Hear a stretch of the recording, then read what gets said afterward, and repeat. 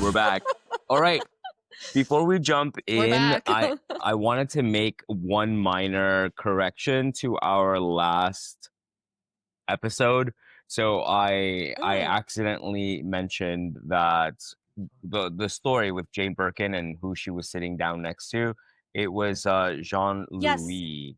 Yeah, Jean-Louis Dumas, who was the then CEO of Hermes. Yeah, not Alexander Not Dumas. Alex. We said Alexander, right? Yeah, that he was a really famous writer.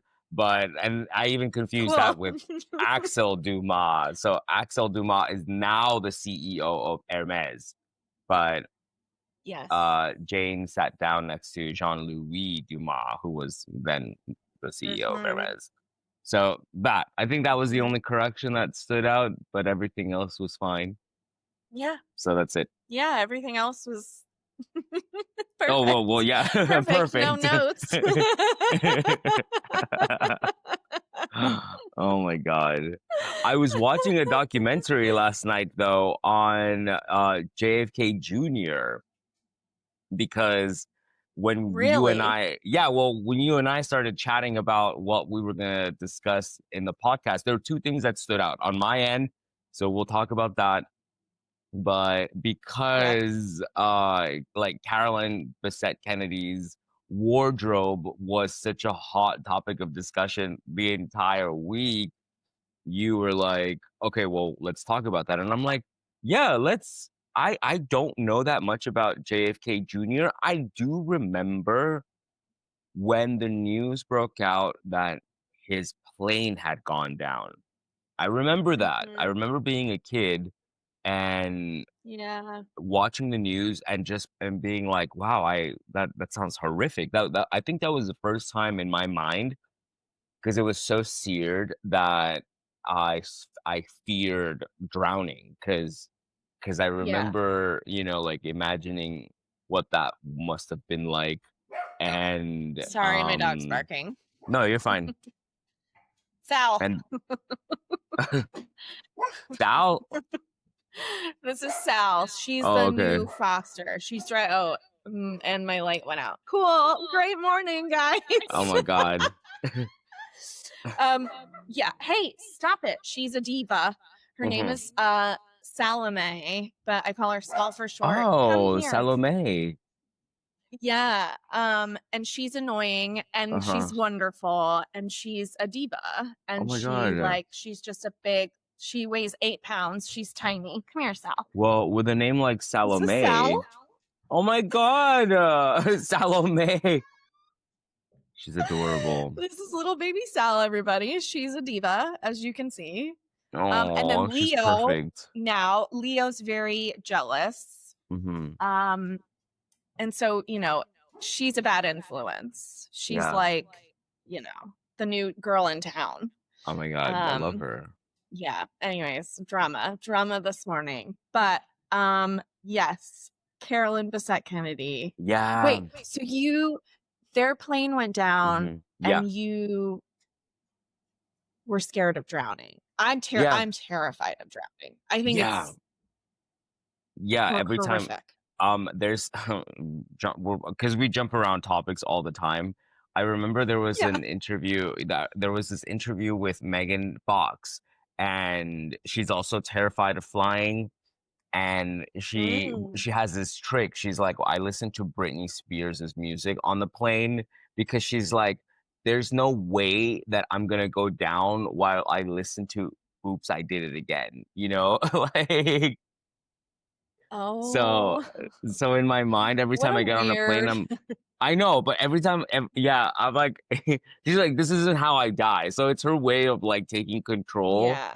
And I think about that every time I get on a plane, because I'm like, okay, like last time, when I went to New York, I remember I was in the air, and I was coordinating this pull for Doja, and I took a photo of myself because apparently Yael and I we were wearing matching shirts.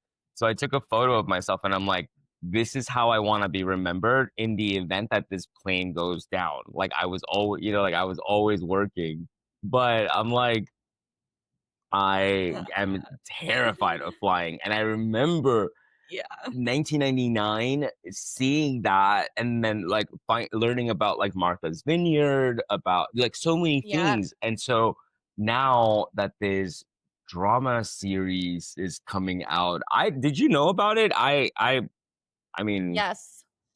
Yes. I remember seeing the announcement and I was like, guys, this is like dangerous territory. Like I thought that Versace was dangerous territory and we saw how that rollout was and the reception and all of that. But this this is tricky because this is like an American, I mean, the Kennedys are an American dynasty, but one of the issues that I think people are concerned about and part of this whole, overall like anxiety about the show specific to Carolyn and her outfits as we've seen them whatever released is that, you know, they in them being like the hot young couple of the American dynasty. And obviously, like, his dad passed away in a horrific way as our president. They were both very good looking and rich and cool. And basically, like, the whole issue was that they were hounded by paparazzi their yeah. entire relationship, right? And him, especially, just the majority of his youth. So, now what's happening is this whole blow up about the costumes and the casting and all of these things. Like it's almost like a replay of how they were treated in their lives, as when they were alive. But what was interesting is I saw the announcement and I was like, oh no, like this is going to be dangerous. And then when I saw the casting announcement, I was really excited because I know Sarah Pigeon, the actress who's playing Carolyn. She was in a television show that two of my good friends, including friend of the pod, Brittany Griffin, the costume designer. Brittany costume designed the television show that Sarah, it was like her first like big project.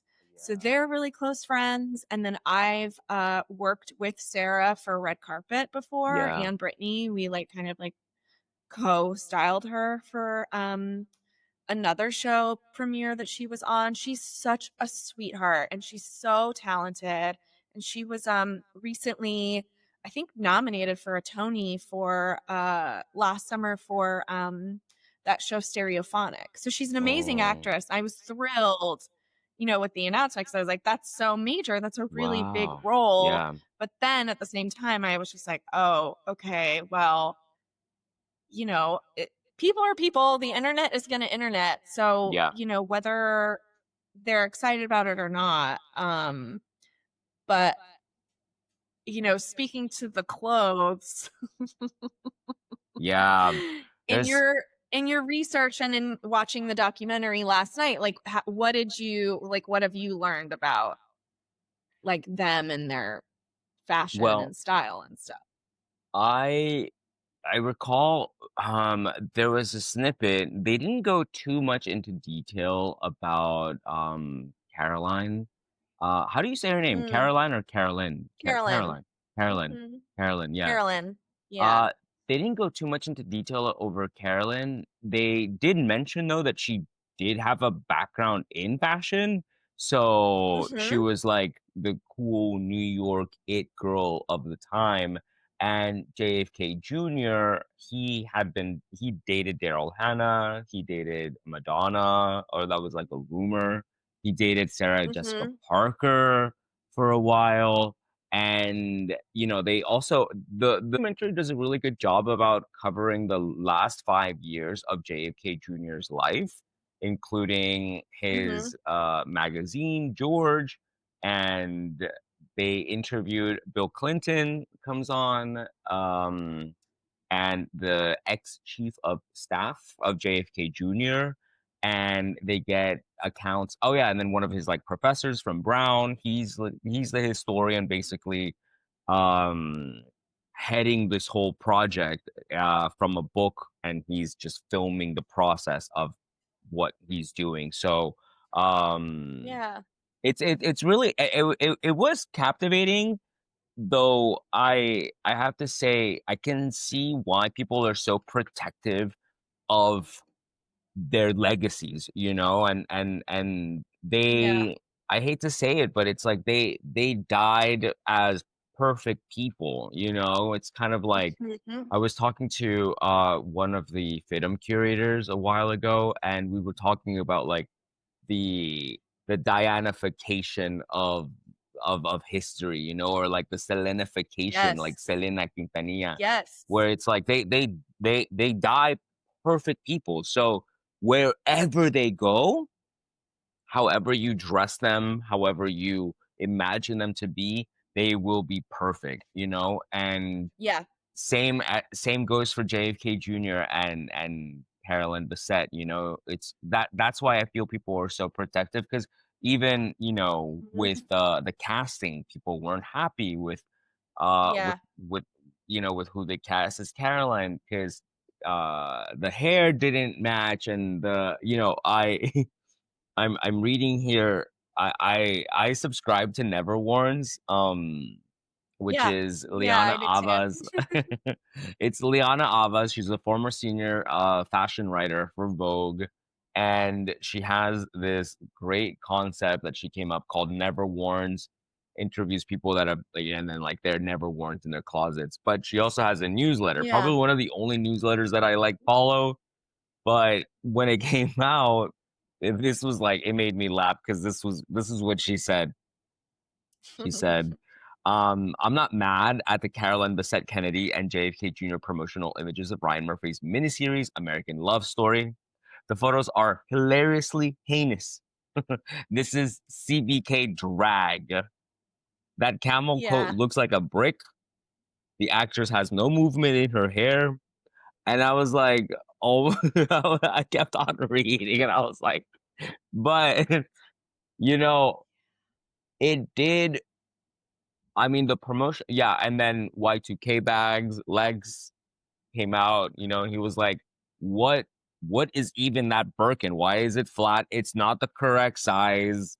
You know, Carolyn carried a 40, not a 35. So like Yeah. it's Yeah. understandable that people are being so nitpicky with the fashion choices, to the point that Ryan Murphy had to come out and defend every talking point. Mhm. So that was, I'm like, whoa, like the backlash definitely reached the highest level, to the point where, you know, Ryan had to come out and say, okay, we've found the exact pieces that she's worn, etc., from like Calvin Klein to Mhm. Ralph Lauren to her wedding dress, Yeah. right? Yeah, the narcissist. The Mhm. Narciso Rodriguez dress. Yeah. Which I is, oh, so iconic. And that's the thing, right? It's like, in the Tumblrification of how we sort of like absorb fashion and culture now, Yeah. via Instagram and Pinterest and TikTok and, old school Tumblr, Substacks.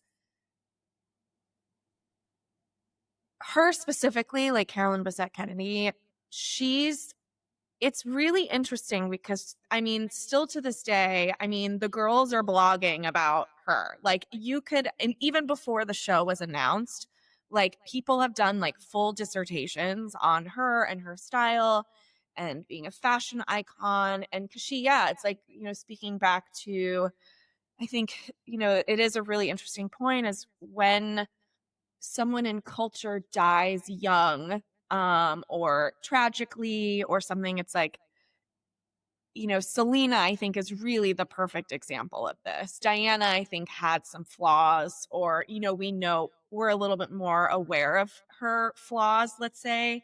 but Selena was perfect. Yeah. And so when you have someone in culture that dies young and tragically, it like puts them in like a little like atmosphere that they're just going to remain like that forever. And Yeah. people just like constantly, it's like truly, I think, like aspirational in a way. Like Yeah. it never fades. Like the aspiration never fades. So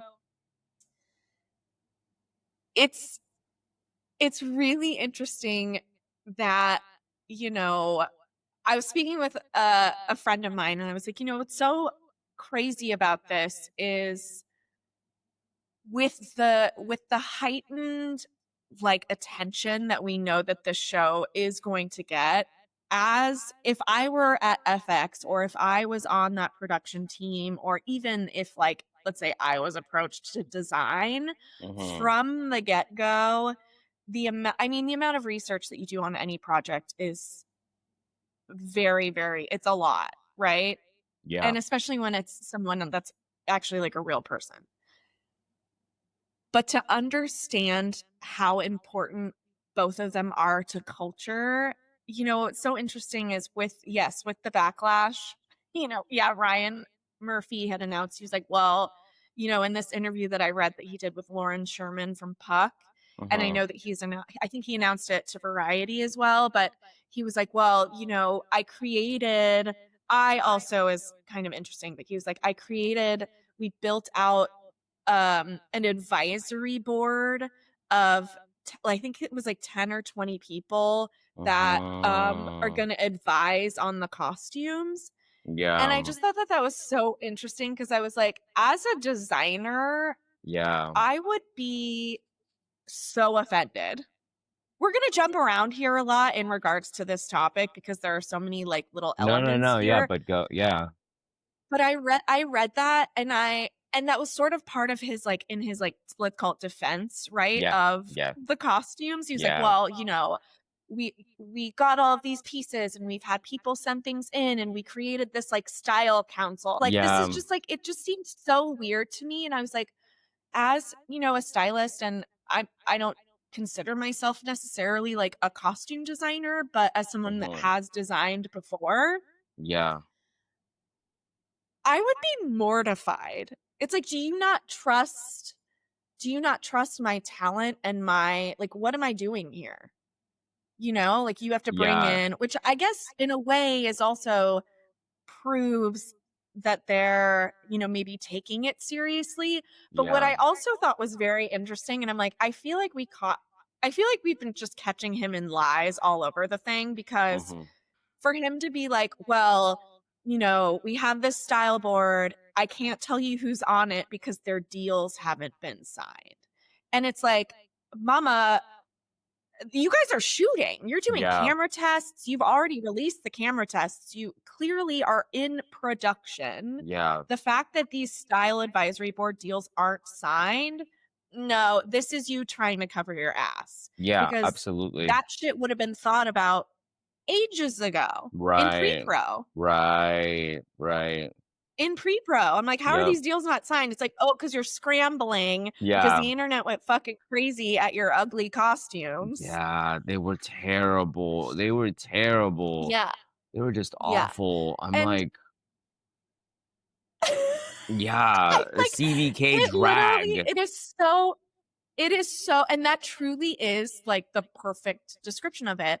And we're gonna try and put up some images of it too, here on YouTube. But I, you know, for those of our listeners that like don't understand or know sort of like the process of how camera tests and rehearsals and things like that work. So normally at the very beginning of production, when you're brought on as a designer, you get your team in place, you start shopping, then you start fittings, and then as you get closer to filming, that's when kind of all of the department heads, I mean, you're having meetings as you're going, but closer to production, the department heads start to really kind of like come together. Network is involved, and yeah, and so basically you'll have wig tests, makeup tests, costume tests, lighting tests, and it kind of is all happening like simultaneously. And what I thought was really interesting is that, yes, sometimes during camera testing, if it is a custom piece or if you're in the middle of alterations or if you had fittings too close to camera tests, let's say they were the day before, which has happened sometimes on projects I've been on, even sometimes fittings the day of, which is insane. You might not have the actual piece that the actor will be wearing, but you can color test or like color match and try and get it as close to what it will be. So when it came out like, oh, this was the costume from the camera test and from the lighting test, I was like, okay, maybe it's for color. But at the same time, the wig, I was like, there's no way at that point, at least I will say, in my experience, I've never done a camera test where a wig, especially a hero wig like that, like something that she's going to be wearing or an actor will be wearing the entire time of production, isn't the wig. So my main concern was the hair. The clothes, I was like, okay, these are really ugly and bad. Yeah. Yeah. But knowing what that experience is and considering that, yes, I think a lot of the pieces that she will be wearing as Carolyn are going to be custom made because a lot of that stuff just doesn't exist or is really hard to find. Like, as a big fan of old Calvin Klein collection, personally, that stuff it doesn't exist anymore. And because of the, let's say, TJ Maxx, you know, the like licensing of Calvin Klein, when you search Calvin Klein vintage, it's so hard to track down. So unless you meet with the archive directly or with a collector or somebody that had those pieces from the 90s, it's just kind of hard to find. So I initially thought like, okay, well, they're probably just custom making all of that stuff or recreating it. Yeah. But what I thought was so interesting is that Ryan came out and he was like, well, I wanted to get ahead of the press and release the camera test footage. And I just thought, what a dumb idea.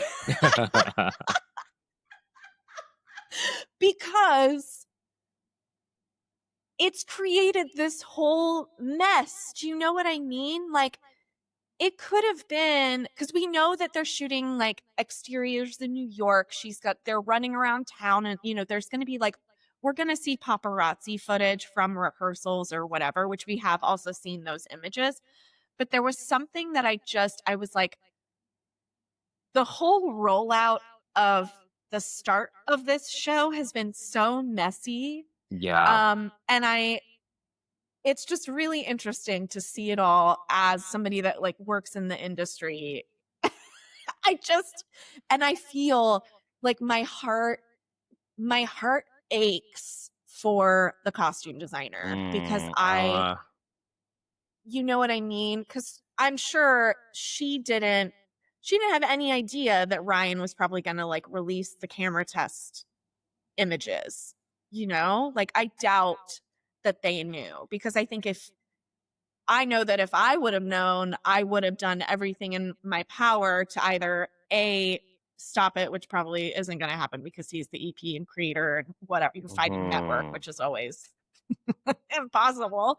But I would have at least tried to, sort of like get it a little closer to what the look actually was going to be. It's just a big old mess, Johnny. Yeah, that's literally like I'm reading the article in Variety right now with Ryan Murphy, and he does mention the 10-person advisory board that he's enlisted. Yeah. And I'm like, bro, that's too many. And I'm like, where were these 10 people before? Where were these 10 people before, But there is Literally. there is a religious aspect around the cult of Carolyn Bessette-Kennedy, you Yes. know? And so I think, She's a yeah, like, deity, like, yeah, yeah, truly. yeah, yeah, yeah, definitely. And I mean, from a snippet of what I'm looking at from the newsletter that Liana sent out, Gianni Versace saw Carolyn as one of his muses, you know, Mhm. for his couture collection in 1994. I mean, that's when the quote came out. He Mhm. says, Gianni said, her style, referring to Carolyn Bessette, he says, her style and beauty represent the kind of woman that fashion requests right now. Angelic, virginal, but with a Yeah. gutsy attitude that is absolutely modern. So I remember from yesterday's. Also see Skinny and White. No, yeah, well, that, Like, yeah, in the 90s. and then, yeah, I remember seeing a couple of comments from people that were talking about Carolyn, and this girl was like, you know, her otherworldly ethereal aura, da, da, da. And I was like, okay. I'm like, as a person, I'm like, as a person of color, like that doesn't really register. Like you know what I mean? Yeah. I'm like, it doesn't really Yeah. register with me because that's like not my ideal beauty standard, let's say, right? Like, she was Yeah. 6, and she was tall. Carolyn was tall. She was 6 foot, She was tall. and I'm like, oh, yeah, you know what I mean. I'm also I'm not gonna talk about like a dead woman like this, but um, I'm like, okay, I'm like, I guess like if like people see her the same way that they see like, you know, Gwyneth Paltrow, like how they saw her, you know, like Yeah. back in the 90s as well. Yeah. But Mhm. to me, I'm like, you know who was to me someone that I was like, wow, that's someone that like I can kind of like relate to? Cameron Diaz. Because she was Yeah. curvy, she was blonde, you know, I was like, she had the last name Diaz. So I think definitely for me, like as a person of color, I'm like, I'm gonna like gravitate towards what I'm around the most. You know Yeah. what I mean? Yeah. But Absolutely. yeah, it's gonna be interesting because the one of JFK Jr.'s nephew came out and he said that the family had not been they hadn't been consulted for this. Nope. So he said, and apparently, like, there's a law in New York that doesn't forbid anyone from using JFK Jr.'s persona, but his nephew said that he hopes that this doesn't profit from the family's name in a grotesque manner. So, oh, and then the nephew is Jack Schlossberg. So it says here Schlossberg. from, Yeah. yeah, this is Yeah. from Entertainment. It says JFK Jr.'s nephew Jack Schlossberg slams Ryan Murphy's American Love Story. Says family wasn't consulted at all. So yeah, Mhm. so we'll see. You know, because they were hounded down. JFK Jr. and Carolyn Bessette. They were hounded down in New York at every step that they took. JFK Jr. Yeah. because, like you mentioned earlier in the conversation, because he'd grown up in this. You know, it's like at 3 years old he was. Oh, the documentary last night states he was the world's most famous baby when he was born. Like he was already born into it. You know, so Yeah. but that wasn't the case for Carolyn, and the paparazzi loved to hound her down because she was an easy target, and she was Yeah. easily uh like pursued, and there was a point Mhm. where she refused to go out, and that actually started putting a strain on their marriage to the point Mm. where they had to go to couples therapy in 1990. Let me see, 1999. They went to couples Oh, therapy, wow. and yeah, and then there was a fight that they had, a public fight, Oh, yeah. and I've seen pop, those y- photos. yeah, and so the papa, yeah, everything was, especially during this era, it's like tabloid culture and paparazzi like that uh, it doesn't have the same weight. Thank God that all kind of like was left behind. But during this time, like tabloid culture, publications, like people went out and bought these. Like newsstands were filled, you know, with the most salacious photos, and this all like it peaked in, I want to say, like you know, like mid 2000s with like Paris and Britney and you know the girls. But during this time, it was like, and this was all allowed, all allowed. Yeah. And yeah, but did you see that remember when Sotheby's auctioned off 3 of Carolyn Bessette-Kennedy's pieces last year? Wait, yes. Well, do you know what the pieces were? Remind me. Yeah. So it's I'm reading here. I feel like I have a vague memory of that, but yeah, what are the pieces? So I remember seeing these when they came out, when the announcement came out, because that's when I first started working with Sotheby's. So it was, I believe, their second fashion icons sale that they were doing. And in this particular sale, they had 3 pieces from Carolyn Bessette-Kennedy. And yeah, they went up at auction in December 2024. And one was a Prada single-breasted black double-faced wool coat that Carolyn wore to President Clinton's 1997 inauguration. And then a second, a vintage double-breasted faux leopard fur coat from 1969, and the Yohji Yamamoto black wool double-breasted jacket that she wore in 1997 at the Municipal Art Society Gala. So these were consigned by Rosemary Terenzio. So Rosemary Terenzio was the chief of staff for JFK Jr. So I see. So Terenzio knew the ins and outs. Like everything had to go through Terenzio in order to be, you know, put out into the public. So there was a really funny, there was an interesting tidbit. We'll go back to the close soon, but there was an interesting tidbit where to derail the paparazzi and the press, fake itineraries were sent out for their wedding. So there were fake itineraries made for Ireland, and when the paparazzi caught wind, they were going to be sending people to Ireland, and you know, that was to keep the wedding like super secretive. Yeah. But okay, so back to the clothing. 3 pieces went up at auction. They fetched a combined total of $177,000.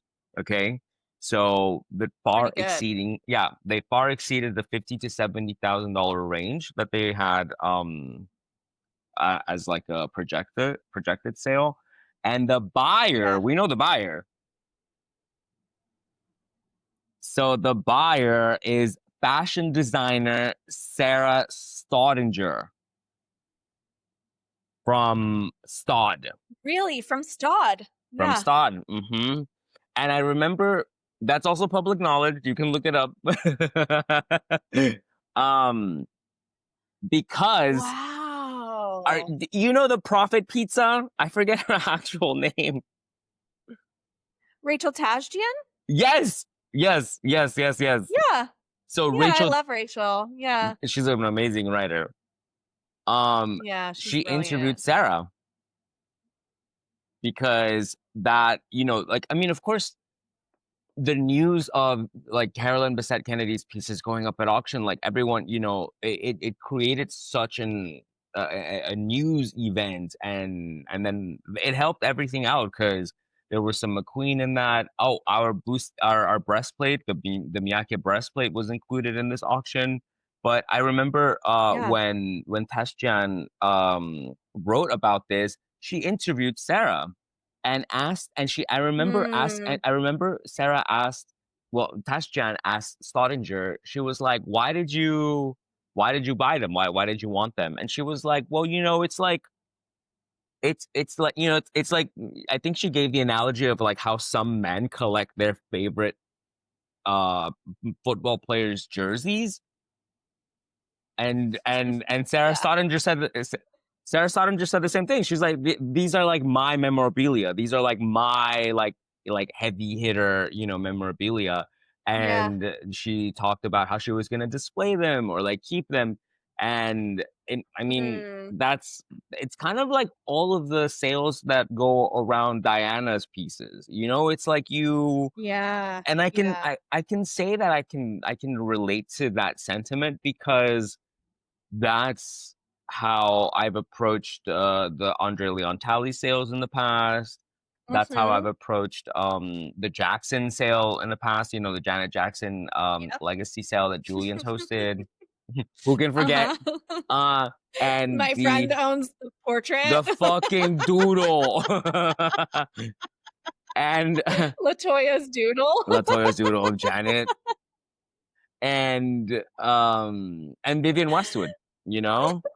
It's Yeah. like one of And my Freddie Mercury. and Freddie Mercury, yes, like it's like that little comb, his little Tiffany Yeah. mustache comb His sold for mustache. $77,000. I remember, you know, yeah, wild, but Yeah. But it's yeah, that. it's I think it's the aura that people want to buy into, you know, because yeah, what are you gonna get out of it? You know, like it's a product coat, but it, you know, it's worth only as much as, you know, as we say it's worth, but also the sure. provenance.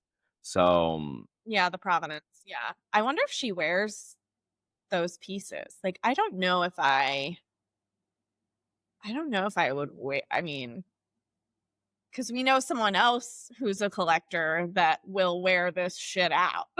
yeah.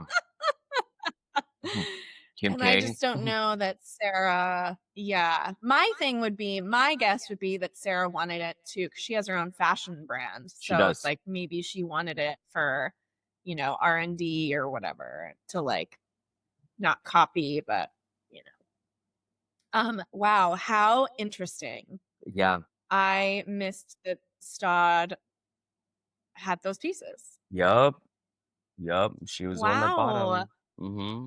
Wow. I wonder if she maybe, yeah, I'd be curious to know. I'm really curious. Let's just say, like, I'm very, very curious to see, excuse me, to see, yeah, like what actual pieces that the costume department sourced.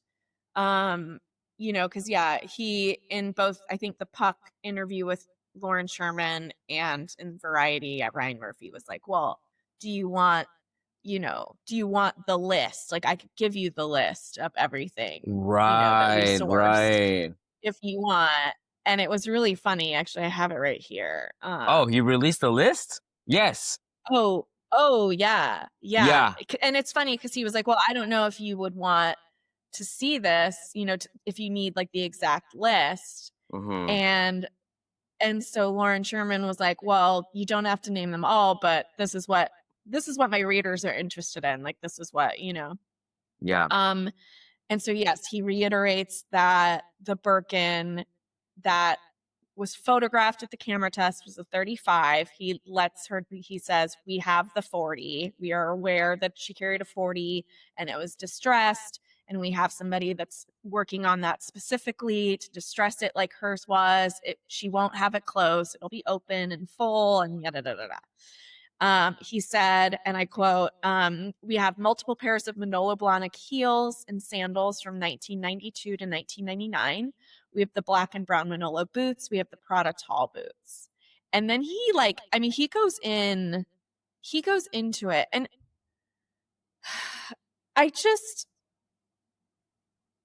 I find it again, like I'm just very interested in the fact that like, and I get it. He's the creator. He's the guy, but I'm like, why isn't this in tandem? Why isn't he out ahead of it with his costume designer? But maybe he's being protective of her. I just I have like questions regarding that, but he continues and he says, We have the early Prada bag that she wore. She wore this all in a very specific way. They were very lived in. We have multiple pairs of Prada loafers. We have the Prada tank dresses. We have the Yoji ruffled skirt from 98, the Miu Miu turtleneck, the Narciso sleeveless tanks, the Calvin Klein collection 1997 leather blazer, another leather blazer from that collection, Calvin Klein collection 95 satin gown she wore with the cream scarf, the Calvin Klein 92 slip dress, the Yoji 99 black coat. I wonder if that's the same coat. Is that the same coat that Staudinger bought? Most likely, yeah. Yeah. Yeah, So I wonder if 'cause she lent it to them or I mean, she wore it for, and then yeah, she wore it for the inauguration, for Clinton's inauguration, you know, so she made and it I made a bet she pretty maybe big lent it impact. to them then. Maybe. Who Wow. knows? And then yeah, and then he goes into full detail on like Uh-huh. a bunch of other pieces. Another Yeah. Yoji coat, 97, Chanel Resort 96 floral dress. I mean, it goes on and on and on. And It's he says they interesting. I have the mean, original headbands, the sunglasses for right. Selima Optique. Yeah. Those sunglasses, I think was it 2 summers ago? All the girls were trying to get the Selimas because there was Well, like a resurgence, you know. And it's really really interesting. And then he in the Puck interview too, he goes in to talk about you know, how he's just like astonished that, you know, it's all getting this reaction yeah. and blah, blah, blah. And then he says, you know, he's like, well, we had this during Versace, right? Like Donatella came out. He was like, I heard from actresses that were auditioning that are friends of mine. He said, I heard that Donatella was personally making phone calls to persuade actors to not go for the roles. Um, And I was like, yeah. And they apparently had approached her and she was like, do not make this show. yeah, yeah, yeah, I yeah. don't, you know, and Yeah. she was adamant in her, you know, disapproval, let's Yeah. say, I remember that that. they I made the remember show. that. Yeah, so I But guess it's we'll have just to like, wait and see. I Literally. know. I'm just it's really really interesting. And yeah, my heart breaks for the costume designer. My heart also breaks for Sarah because Mhm. she is such a sweetheart. And you know, I to be under this level of scrutiny and it's not even her, right? I mean, that people are coming out and saying like, "Oh, she doesn't even look like her, blah blah blah." And I'm like, "Well, without if she had a good wig, right? Like if the wig was wigging and the hair was right and the costumes are right. I mean, unfortunately what we've seen it doesn't look like it looks again like drag, bad drag, But let's say. But I that's so hope odd. Yeah. I mean, like, if Lou Eric, right, she's highly like Lou Eric, the costume designer. She's worked with Ryan Murphy since like day one with mhm, all of the. I yeah, remember I worked with Lou when she was doing American Horror Hotel. That's how I met her, yes. and I remember I think she won an award Mhm. for that Yeah, specific. multiple Emmys. Yeah. Yeah, Emmys, yeah, and I remember, like, this was back in 2015, 2016. Yeah. Anyway, so I'm like, "Ugh," like, what the one thing that stands out, and we can move on from this if you want, because I wanted to talk about this, like, Chanel initiative for this, like, Mhm. Nevold. Do you know have you heard about it? Yeah, yeah? No, but let's get into it because I want to see where this is going with Right. Lou. So, no, I just like how could how could you have missed the mark with that fucking satin skirt? You know what I mean? I'm like the the skirt and the Yeah. chugs. You know, people went up in arms about those chugs until the Savoy Daily. I love that guy. He's so funny and he's so informative. Mhm. He came out with a book that apparently had been written about the couple and Yeah. in particular Carolyn Bessette, and he says there he reads from the book in a reel, and it does make a note that she would run around the city Yeah. wearing Chucks, so I'm like, okay, Mhm. there's thought and there was research that was put into this, but still, like, did they think they could get away with this? I'm like, it does. No, oof. Yeah. But Well, on that as well, one of her friends, I believe it was one of her friends, personal friends, had commented on that specifically, and she was like, it would have never been a high top. It would have been the like low top one stars. She was yeah, like, yeah, that's what we were all wearing in the 90s. She was like, we never wore the high tops. And so it was just like every single little thing is gonna be a yeah, yes for next yeah, year. But going back to Lou for a second, so what's really interesting is yes, so Ryan Murphy and Lou Eric have worked together for years and years and years. Lou now has moved into, because I mean she's brilliant. uh-huh.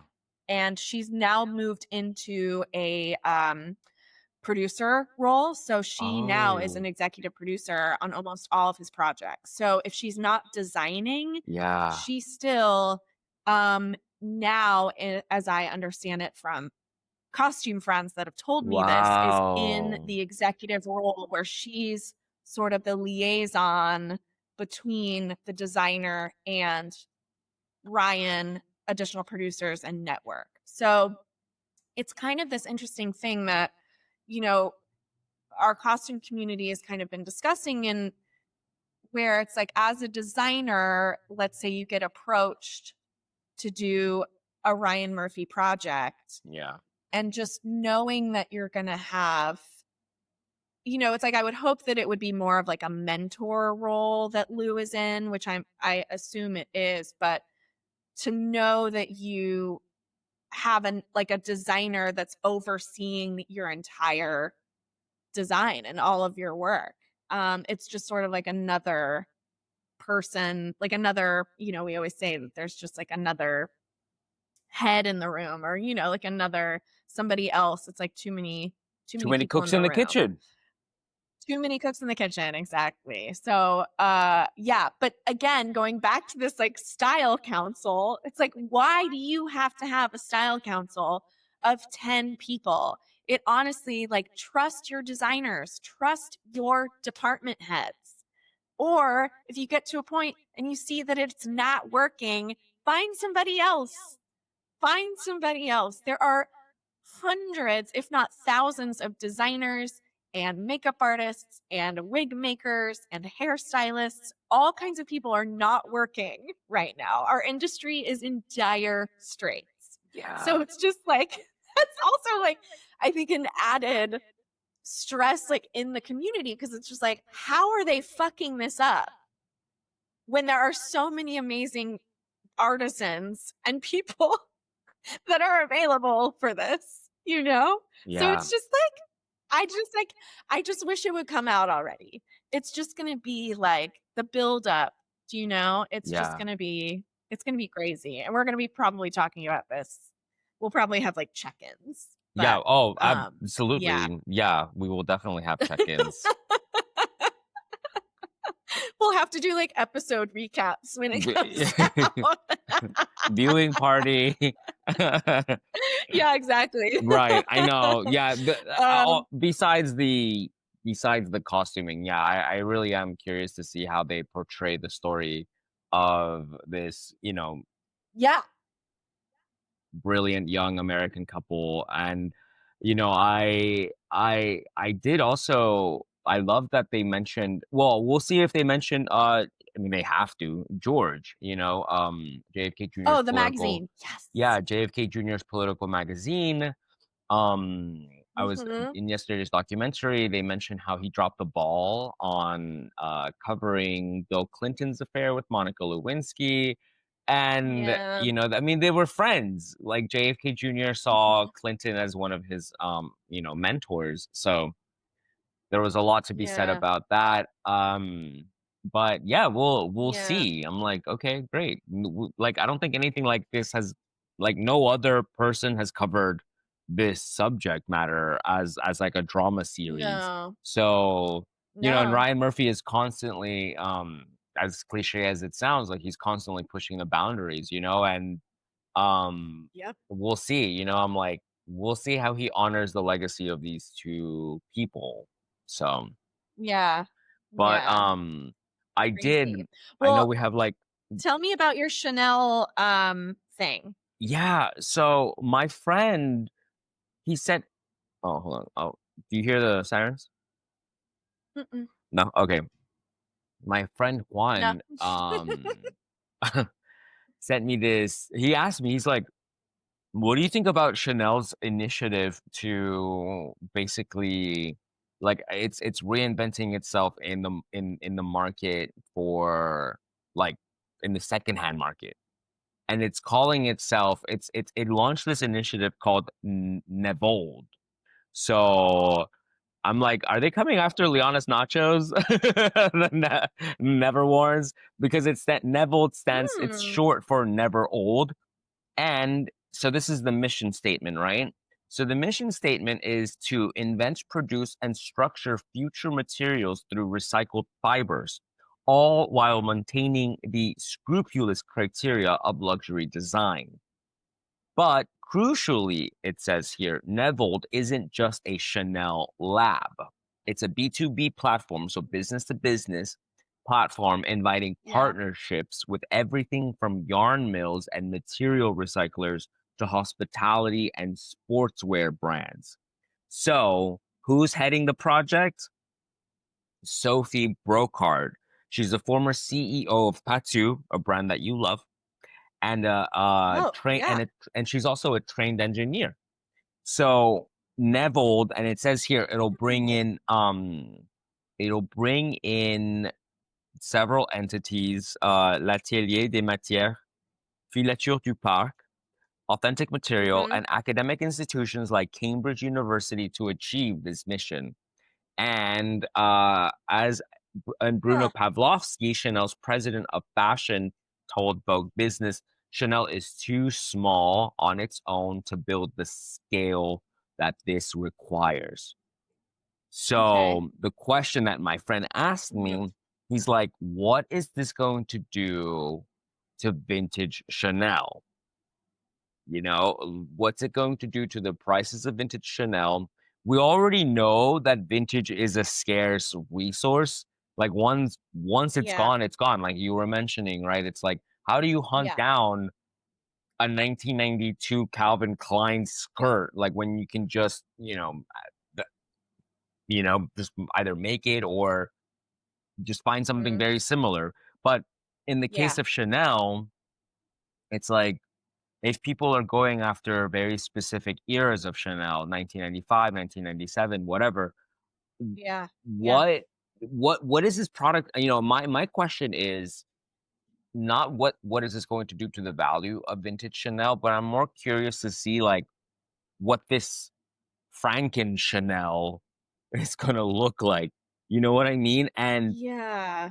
And are you and how are you gonna get past the consumer's need, right, for something new? Like, because as we know, different cultures consume vintage differently. Like, some, for example, like Chinese culture, my business partner is Chinese. Like, it's taken Chinese buyers, they're just now getting the hang of vintage, and they're just now Yeah. paying the 7K for a specific gown. Like, from Yeah. 2017, Yeah. when the vintage craze was going up, and when it reached basically like its zenith in 2020, um Yeah.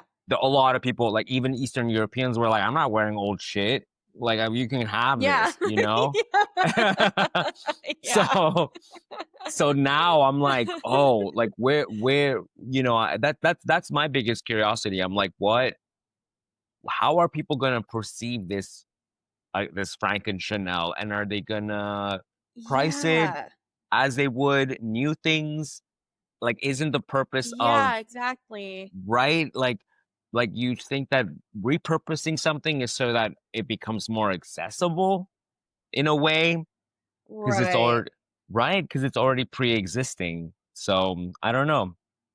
I just wanted to Right. bring that And up like, because I know I'm a little confused, I guess. Like, it doesn't seem like a brand fit to me. Like, it seems very like, I don't know, just it doesn't seem like it's really like in tune with like the ethos of Chanel. Do you know what I mean? Like, I yeah, feel like a younger brand, like, and maybe this is just because of what we've seen from like his collections, but like Jonathan Anderson at Loewe, right? Remember doing mm-hmm, the collection with the bioengineer where they had the pieces growing out of grass and right. moss and like cool, like innovative things like that. It just doesn't, I don't think of that kind of thing when I think of Chanel. And like thinking about like the history of the brand, like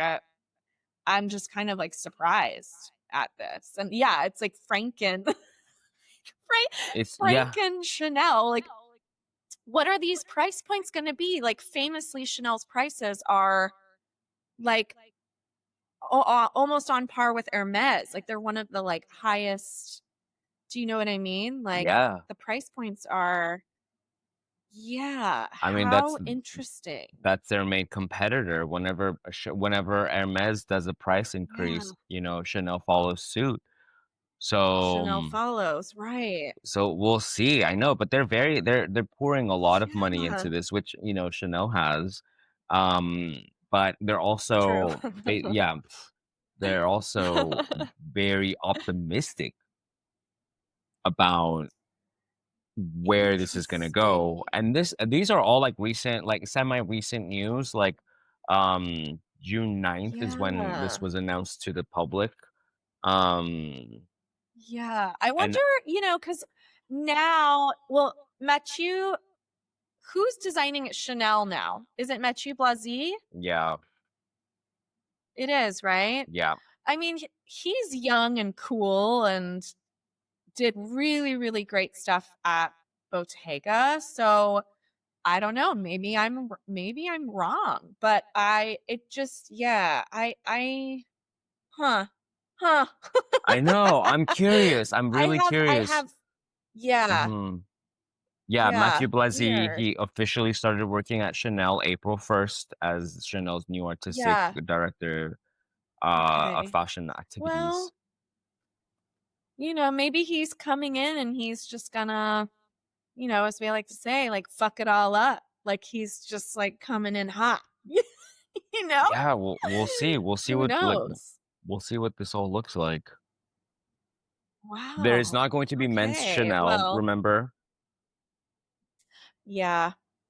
They squashed that real quick. Yeah.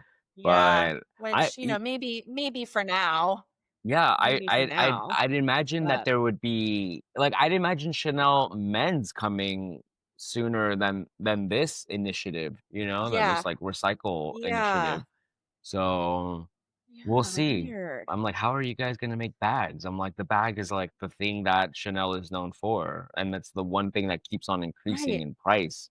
So I don't know. We'll see. We'll Right. see. Because I mean, this could be again. The thing is that I'm not saying that we're running out of pieces in vintage, but the pieces that do still remain are just becoming more and more inaccessible, right? Either through like Yes. price or just like quality is starting to like degrade or people didn't take care of them as they were like supposed to Yeah. because no one imagined vintage growing this popular. Remember, they're just used clothing, Hmm. So how do you detach yourself from that? I guess you cut it up and make something new.